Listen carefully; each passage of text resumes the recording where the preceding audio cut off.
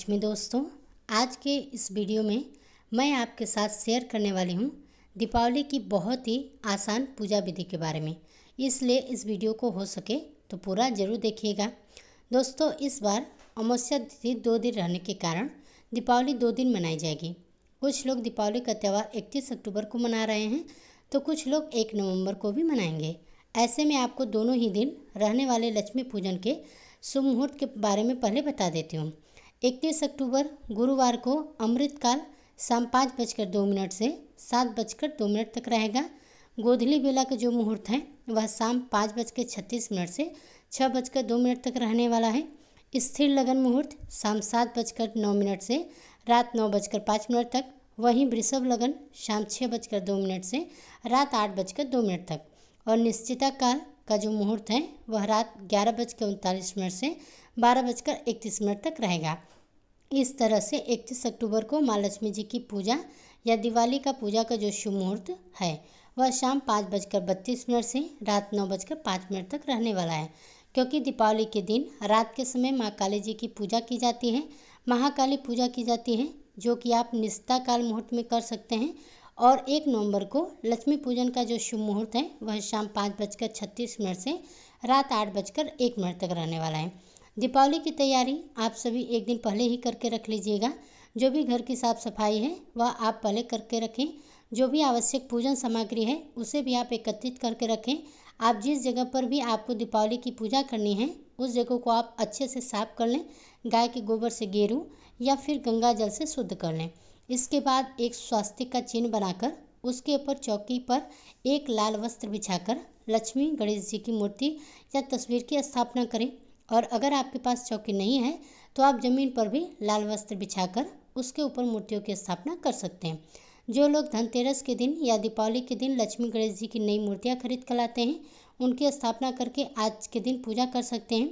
अगर आपने नई मूर्तियां नहीं खरीदी है, आपके पास पहले से ही चांदी की या अन्य धातु की मूर्ति है, तो आप उन्हें ही स्नान करके उनकी शुद्धि करके उनका पूजन कर सकते हैं। या फिर अपने मंदिर की ही पुरानी मूर्तियों को भी आप पूजा में रख सकते हैं। सबसे पहले भगवान गणेश जी की पूजा से हम शुभारंभ करते हैं और उससे पहले आपको कलश की स्थापना करनी होती है। कलश की स्थापना अनिवार्य तो नहीं होती है, लेकिन जहाँ तक हो सके आपको कलश की स्थापना जरूर करनी चाहिए।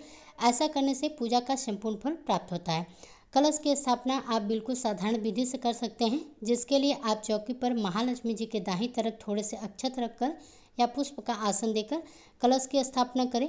कलश के कंठ पर मौली कलावा बांधे, स्वास्तिक का चिन्ह बनाएं, तिलक लगाएं और उसमें जल भरकर एक हल्दी की गांठ, 1 का सिक्का, कमल गट्टा, 1 कौड़ी और थोड़े से अक्षत और इत्र डालकर रखें। इसके ऊपर आम या अशोक के 5 पत्ते रखें। पान के पत्ते भी आप रख सकते हैं। फिर उसके ऊपर आपको पानी वाला यानी कि जटा वाला नारियल रखना होता है। जटा वाला नारियल यदि ना मिले तो आप केवल दीप जलाकर भी उस पर रख सकते हैं, जिसे हम दीप कलश कहते हैं। इस तरह से कलश की स्थापना करने के बाद आप जो भी देवी माता की मूर्ति है उसके ठीक सामने एक दीप जलाकर रखें। दीपक को डायरेक्ट चौकी पर नहीं रखा जाता है, हमेशा आसन देकर ही दीपक को रखना चाहिए। आप पुष्प या अक्षत का आसन देकर दीप जलाकर रखें। अब हाथ में थोड़े से अक्षत या पुष्प लेकर और जल लेकर आपको संकल्प लेना है और अपना नाम, अपनी कुल, गोत्र, अपने स्थान जहाँ पर भी आप रहते हैं वहाँ का नाम बोलते हुए आपको माता लक्ष्मी जी से, भगवान गणेश जी से और अपने सभी आराध्य देवी देवताओं से, कुल देवी देवी देवताओं से अपने द्वारा की जाने वाली पूजा को स्वीकार करने की प्रार्थना करनी चाहिए। संकल्पित जल को धरती पर छोड़ देना है और चौकी पर भी आपको छोड़ देना है। अब भगवान गणेश जी से प्रारंभ करके सभी मूर्तियों पर आप तस्वीर पर गंगा जल का छींटा देकर स्नान का भाव करने के बाद सभी को तिलक लगाएं। सभी को अक्षत और पुष्प अर्पित करेंगे। अगर आप आज के दिन नए आभूषण खरीद कर लाए हैं तो उन्हें भी मंदिर में रखें। इसके अलावा माता लक्ष्मी जी को आकर्षित करने वाली उनकी जो पूरी सामग्री होती है, जैसे कि गोमती चक्र, कौड़ियाँ, कमलगट्टे आदि, उन्हें भी आप मंदिर में ही रखें। गंगा जल से धोकर सभी का तिलक लगाकर माता लक्ष्मी के चरणों में अर्पित करें। इसी तरह से माता लक्ष्मी जी के साथ आप माता सरस्वती जी का भी पूजन करेंगे। अब भगवान गणेश जी को लाल पुष्प अर्पित करने के साथ ही माता लक्ष्मी जी को भी लाल पुष्प अर्पित करेंगे।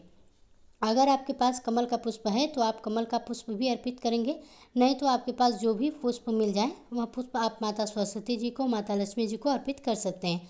क्योंकि इसी दिन भगवान श्री राम 14 वर्षों के वनवास के बाद वापस अयोध्या नगरी लौटे थे। तो इस दिन आपको राम दरबार की पूजा करनी चाहिए। भगवान श्री राम, माता सीता और भाई लक्ष्मण की पूजा भी सच्चे मन से करनी चाहिए। अगर आपके पास मूर्ति है, तस्वीर है, तो आप उनकी पूजा करें, नहीं तो आप मन में भी श्री राम दरबार का भाव करके उनका मानसिक रूप से पूजन कर सकते हैं। दीप जलाकर मंदिर में कुछ दक्षिणा जरूर चढ़ाएं। जो लोग धनतेरस के दिन झाड़ू की पूजा नहीं कर पाए हैं, नए झाड़ू की पूजा इस दिन भी की जाती है। तो जो लोग धनतेरस के दिन झाड़ू पूजा नहीं कर पाए हैं, तो वो दीपावली के दिन भी नई झाड़ू खरीद कर उसकी पूजा कर सकते हैं। और यदि आप दीपावली की रात को धन की पोटली बनाना चाहते हैं, तो धन की पोटली बनाने की जो सामग्री है, जिसमें आपको लाल रंग की एक पोटली भी रखनी होती है, नहीं तो लाल रंग के रुमाल में भी आप पोटली बांध कर रख सकते हैं।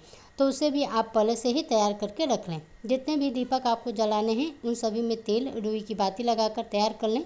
पूजा करते समय आपने जो दीपक सबसे पहले जला कर रखा है, उसे आपको बार बार नहीं हटाना है, इसलिए अलग से एक दिया आपको आरती के लिए जलाकर रखना है, या फिर आप उस समय कपूर जलाकर भी आरती कर सकते हैं। आज के दिन माता लक्ष्मी जी को सतनजा यानी कि 7 तरह के अनाज अर्पित करने से बहुत ही शुभ फल की प्राप्ति होती है। जीवन में कभी भी अन्न धन की कमी नहीं होती है। तो 7 तरह के अनाज जो भी आपको मिल जाए, जिसमें आप मसूर की दाल का प्रयोग ना करें। मसूर की दाल को छोड़कर आप चाहे जो भी दालें हों, अनाज हो, आप वह 7 तरह के आपके पास रख सकते हैं। नहीं तो आप जितने भी आपको मिल जाए, उनमें भी आप माता लक्ष्मी जी को अर्पित कर सकते हैं। कुबेर देवता का भी पूजन इस दिन आप करना चाहें तो कर सकते हैं, क्योंकि कुबेर देवता धन का भंडार भरने वाले देव माने जाते हैं। जिस तरह से धनतेरस के दिन आपने कुबेर देवता का पूजन किया है, ठीक उसी तरह से आज के दिन भी आपको करना है। जो कि भोग भगवान आपके यहाँ माता लक्ष्मी जी को दीपावली की पूजा में लगाया जाता है, उसे आप तैयार करके रखें। पूजा करते समय सच्चे मन से श्री सूक्त, माँ लक्ष्मी का स्रोत या कनक धारा सूक्तम का पाठ पढ़ा या सुना जाता है। अगर आप यह पाठ नहीं कर पाते हैं, नहीं सुन पाते हैं, तो केवल आप ओम श्री महालक्ष्मी नमः इस मंत्र का यथासंभव जितनी देर तक आपके लिए संभव हो सके सच्चे मन से, एकाग्र मन से इत्र मंत्र का जाप करें। इसके अलावा कुछ खास चमत्कारिक सिद्धि मंत्र रहता है, जिनका जाप अगर आपके पास कमल गट्टे की या स्टफिक की माला है, तो उससे भी आप कर सकते हैं। नहीं तो आप केवल अपने हाथ में पुष्प या अक्षत रख कर भी जितनी आपकी सामर्थ्य हो उतनी संख्या में आप इन मंत्रों का जाप कर सकते हैं। ये मंत्र हैं ओम श्रीं ह्रीं क्लीं श्री सिद्धि लक्ष्मी, ओम ह्रीं क्लीं लक्ष्मी वासुदेवाय नमः। यदि आप कनक धारा या फिर श्री सूक्तम का पाठ नहीं कर पाते हैं, नहीं सुन पाते हैं, तो अब मैं आपको महालक्ष्मी जी के 8 स्वरूपों के नामों का जाप बतलाती हूँ। तो आप इन नामों का जाप चाहे तो संस्कृत में कर सकते हैं, नहीं तो आप पढ़ भी सकते हैं। आपको गूगल पे सब कुछ मिल जाएगा।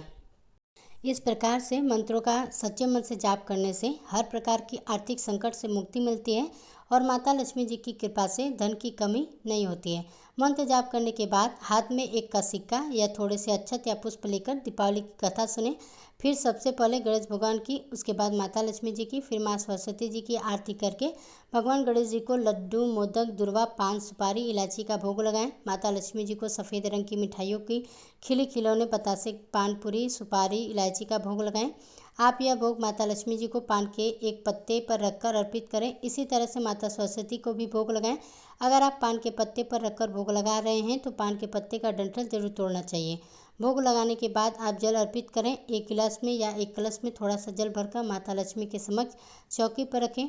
अब आप एक छोटा सा हवन कर सकते हैं अग्यारी के रूप में, जिसमें आप गाय के गोबर का एक उपला अच्छी तरह से सुलगा कर उस पर थोड़ी सी हवन सामग्री डालें, कपूर डालें, लौंग का जोड़ा घी में डुबोकर डालें, अग्नि प्रज्वलित करें। फिर पान बतासे का पत्ता, खिले खिलौने, मिठाई थोड़ी थोड़ी सी उस अग्नि में अर्पित करें। अग्नि देवता के माध्यम से हमारे इष्ट देवी देवताओं तक हमारे द्वारा अर्पित किया गया भोग पहुंच जाता है, स्वीकार हो जाता है। इस तरह अग्नि देवता को भोग समर्पित करने के बाद सबसे अंत में अग्नि के चारों ओर जल का थोड़ा थोड़ा छींटा लगाएं।